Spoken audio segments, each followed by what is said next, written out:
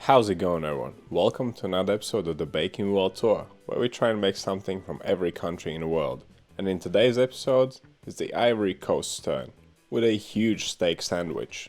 This is a popular street food over there. Of course I adapted it a little bit to fit my style, with a nice slow fermented bread with a huge perfectly cooked ribeye steak. So let's get right to it and see what we need. For the dough, we'll need some strong white bread flour, wholemeal flour, salt, yeast, and some water. Now for the filling, I'm going to use a thick cut ribeye steak. This bad boy will feed 2 people. Then we got some sliced tomato, sliced onions, some mayonnaise and hot sauce. We'll make a spice paste for the steak with some oil, vinegar, and a mix of garlic powder, cumin, paprika, onion powder, salt and pepper. This is what makes it into an African steak. Now add the oil and the vinegar to the spices and give it all a good mix. And that's all the ingredients we need. Now onto the equipment. I'll use my cast iron pan with this lid. It'll be perfect for baking the bread as well as cooking the steak. We'll also need a bowl, scales, the dough scraper, temperature probe. For proofing the loaf, I'll use my tea towel. This is a great way for making your bread keep its shape. So with all that out the way, let's start making the dough. Because I'm kneading it by hand, I use cold water because kneading warms the dough up. Now in a large bowl, add the water, follow that with the yeast and the salt. And then give it all a good mix. You want to dissolve the salt and hydrate the yeast. Once you've dissolved all the salt, add the wholemeal flour and the white flour. Now grab your scraper and mix this to a dough. You want to mix it in the bowl until there's no more dry flour left. And if the scraper is not doing the job, continue on by hand. Now tip the dough out on your table and we can start kneading it. This dough is not sticky at all, so use the regular kneading method. What I like to do is press down and forwards with the heel of my right hand. Then using the fingers of my left hand, I fold the piece of dough under the heel of my right hand. Then turn it and repeat. And just 4 minutes later, it should be done. It should be nice and smooth, nice and stretchy. 4 minutes of kneading may seem like a short time, but it's perfectly sufficient in this recipe. Now pop your dough into a bowl and take its temperature. Around 25 degrees Celsius is just about right for this. If your dough is warmer, it will ferment more rapidly. If it's cooler, it will take longer. So adjust the proofing times accordingly. I kept the dough for 1 hour before giving it a fold. Folding will help the dough in a number of ways. It will equalize the temperature of it. Let's say it cooled down on the surface, it was still warm inside. I'll distribute that temperature throughout the dough evenly, giving it a nice even fermentation. And folding also strengthens the dough, making it keep its shape better. So simply flatten it out, fold the 2 sides over each other in the middle, and then fold the top down, turn it around, and then fold the bottom down as well. There are different folding methods. I'm using this one because the final loaf will be this kind of shape. So I'm already getting it towards that final shape by doing the fold. Now back in the bowl it goes for another hour of fermentation. For a yeasted dough that's going to be cold proofed overnight, 2 hours may seem like a long bulk fermentation, but we used a relatively small amount of yeast, so it's perfectly appropriate. Now dust your dough with flour, release it from the bowl using your scraper, and place it out on the table smooth side down. Press it out gently, so it's more or less an even thickness.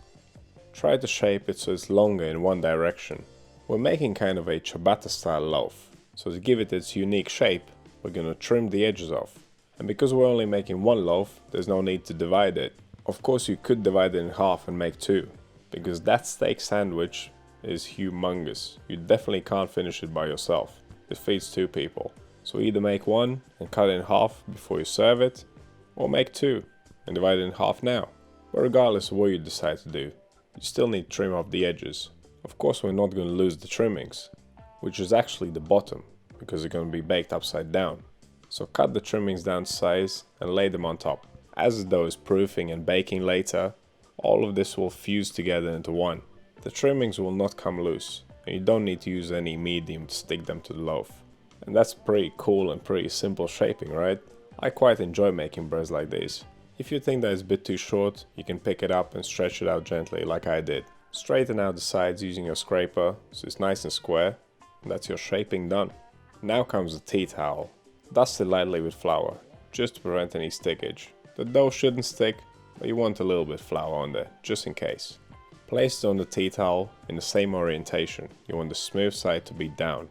In bakeries they use something called a couche, which is a thick linen cloth. But a lint-free tea towel like this works perfectly. You can give the bottom a quick dusting of flour as well. Now all we need to do is wrap it up. Bear in mind that the dough is going to puff up and expand, so don't make this parcel too tight. Leave it some space. If you'd like to bake this dough on the same day, keep it on a towel, let it proof for around 1 hour, and then bake it. But cold proofing really takes it up a level, with more flavor, a crispier crust, and a more substantial crumb. Right, place your little parcel in a tray or on a plate and wrap it up with some cling film so it doesn't dry out. And I'll pop this thing in the fridge for up to 18 hours. And on the next day, 1 hour before you're ready to bake, preheat your oven, 210 degrees Celsius, fan off, and also preheat your baking vessel if you're using one. If you don't have a pan like this, just use a tray. Also at this point, take the steak out of the fridge so it comes up to room temperature. This is important, this will help it cook evenly. So once your oven is nicely preheated, get the bread out of the fridge and unwrap it like a little kid on Christmas morning. But of course you've done everything right, so there's no surprises inside. It should be nicely puffed up and looking like a massive ciabatta. I don't really know what to call this bread. It's a slow fermented delicious steak vessel. Actually, for this African sandwich, you would most commonly see baguettes being used.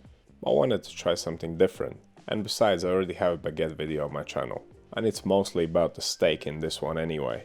Now to make things easier, I'm using this piece of parchment paper, and I'd suggest you do that too. Brush the loaf with some olive oil to give it a nice crust. But this step is optional, you could brush it with some water instead. The olive oil will give more flavor, that's why I used it. Right, this thing's ready for the oven. Get your pan out, make sure you don't burn your table, and place your bread right into it. And with any luck, it'll fit. Now pop the lid on, if you have one, and in the oven it goes. Bake it with the lid on for 15 minutes, then take it out and remove the lid. If you don't have a lid, just keep the bread in the oven. It'll take around 5 minutes less of total baking time if you don't use a lid. I'm gonna pop mine back in the oven for another 10 minutes. And here's the result, a massive ciabatta style loaf. This will make an awesome sandwich, no matter the filling. And just cause I felt like it, I brushed it with some more olive oil. This is of course optional. Now take it out, leave it on a rack ideally, and let it cool down completely. And whilst that's cooling down, let's cook the steak. Now get your pan super hot, should be on the highest heat. Add some vegetable oil and spread it around. Don't use olive oil, cause it'll just burn. Now lay your steak down in the pan, make sure it's nice and flat. You want the whole surface of the meat touching the surface of the pan. Now leave it to cook for 2 minutes, don't touch it. Add a few drops of oil on top of the steak. This will be just enough to prevent it from sticking to the pan. Spread it around so it covers the whole surface. Now flip your steak. Leave it to cook for another 2 minutes. You may have noticed that we haven't used the spice paste for the steak yet. And there's a good reason for that. If I had put the marinade on the steak and cooked it on this high heat, it would just burn. So we'll just cook the steak plain. Get a nice char on it, get some nice flavor going. Then we'll add the spice paste once it's resting. That'll give us the best of both worlds. A nicely cooked steak and just enough flavor from the spices. So far I've cooked it for 2 minutes on each side. Now I've flipped it again. Now I'm going to leave it for 1 minute. And after this I'm going to flip it over and leave it for 1 more minute. And if I would take it off after that, it would be perfectly medium. This is a 400 gram 14 ounce steak, which was 2.5 centimeters thick, which is 1 inch. If you want your steak to be medium well, then keep it on for another 30 seconds on one side, flip it over and give it 30 more seconds. That's what I did. So around 6 minutes of total cooking will give you about medium, and 7 minutes will be medium well. How you cook it is totally up to you. If you want it medium rare, then 2 minutes per side and maybe 30 seconds per side again. The main thing is get a nice char on the outside. And that's a beautiful steak right there. Now place it on a plate and brush the spice paste on it. Use half of it for one side, and flip the steak over and brush the other side. Don't think that this will be too much, most of it will come off anyway. But we will use the spice paste and the steak juices for toasting the bread with. That'll give us an extra flavor punch. Now wrap it up with some tin foil and leave it to rest for around 10 minutes. Resting will relax the meat and make it nice and soft, and it will prevent all the juices from leaking out when you go to make your sandwich. The bread should be cooled down enough by now, so grab a serrated knife and slice in half. Now let's see what's inside this bad boy. I can tell you that it smells amazing. It will surely taste amazing. Look at that texture. It's so soft and pillowy. Okay, so there's just a few more steps to take. You want to switch the broiler on in your oven. Put it on the highest heat setting and place the oven rack quite close to it. And once your steak is done resting, unwrap it and transfer it to another plate. We need all those beef juices and the marinade. Now grab your brush and spread this delicious mix on both pieces of bread. And don't hold back here, just use all of it. Now place the bread on a tray and pop it in the oven until it's nice and toasty. If it's properly hot, it should not take more than a minute. And there you have it, nicely toasted, steak juice laced bread. Okay, so let's cut the steak up. And with every next step I take, I get hungrier and hungrier. This is gonna be an awesome steak sandwich. Slice it nice and thin. Let's have a closer look at that. Beautifully pink meat. Super nice and tender. That's a nicely cooked steak if you ask me. Now all that's left to do is to assemble the sandwich. Mayonnaise, tomatoes, steak, some onions and hot sauce. I don't need much to be happy. This is happiness in a bun. So what do you think of this African-inspired steak sandwich? Is this something you would make? Do you like steak? Let me know down in the comments. And if you have any questions or suggestions, also let me know. But as ever, thank you for watching and I'll see you in the next one.